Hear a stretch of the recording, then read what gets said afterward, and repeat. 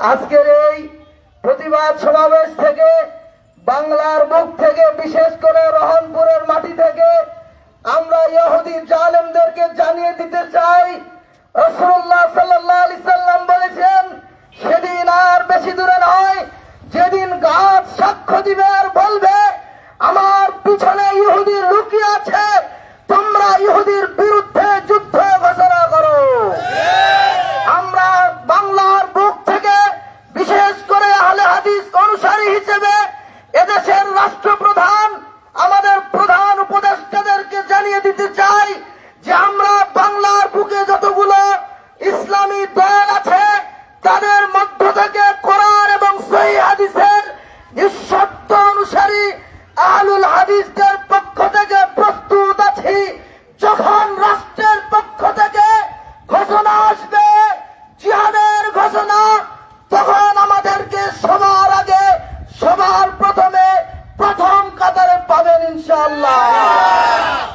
সম্মানিত ভাইরা, আমরা রাসূলুল্লাহ সাল্লাল্লাহু আলাইহি ওয়াসাল্লামের তরিকায় জিহাদ করতে চাই, আমরা রাসূলুল্লাহ সাল্লাল্লাহু আলাইহি ওয়াসাল্লামের পদ্ধতিতে জিহাদ করতে চাই। প্রয়োজনে কাফের মুশরিকদের বিরুদ্ধে আমরা বলিষ্ঠ কণ্ঠে প্রতিবাদ করব ইনশাআল্লাহ। আপনারা জানেন নবী করিম সাল্লাল্লাহু আলাইহি ওয়াসাল্লাম যেমন নরম, ভদ্র, নম্র ছিলেন, ঠিক তেমনি তিনি সচেষ্ট যুদ্ধের নিজেই সেনাপতিত্ব করেছেন। সেই নবীর অনুসারী আমরা আহলুল হাদিস, আমরা প্রয়োজনে নিজের জীবনকে, জান এবং মালকে ফিলিস্তিনি মুসলিম ভাইদের পক্ষে বিলীন করে দিব। আমরা আল্লাহর কাছে পরিশেষে দোয়া করি, আল্লাহ তুমি আমাদের নবীদের আস্তানা, নবীদের জন্মভূমি, নবীদের কর্মস্থল বাইতুল মুকাদ্দাসকে তুমি হেফাজত করো। আয় আল্লাহ তুমি আমাদের বাইতুল মুকাদ্দাসের মুসলিম ভাইদেরকে হেফাজত করো।